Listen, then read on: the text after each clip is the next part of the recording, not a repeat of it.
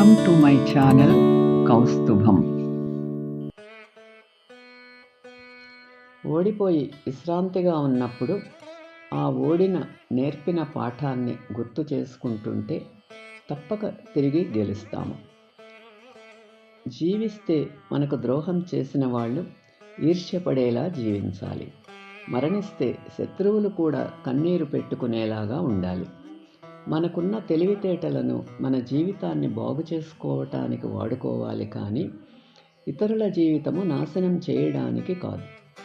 జీవితం అంటే ఎప్పుడో చదివేసిన పుస్తకం కాదు, ఎప్పుడూ చదువుతూ ఉండవలసినది.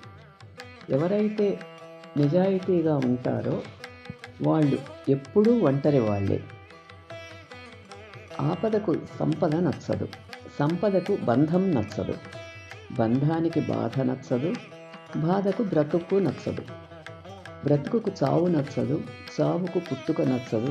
కానీ అన్నీ అనుభవించాల్సిందే.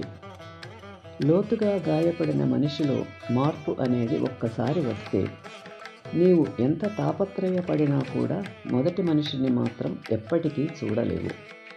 నీ మీద నీకే నమ్మకం లేనప్పుడు కూడా నిన్ను నమ్మేవాడే నీ స్నేహితుడు.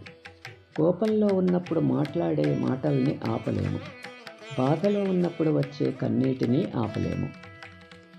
Thanks for watching. Like, share and subscribe my channel.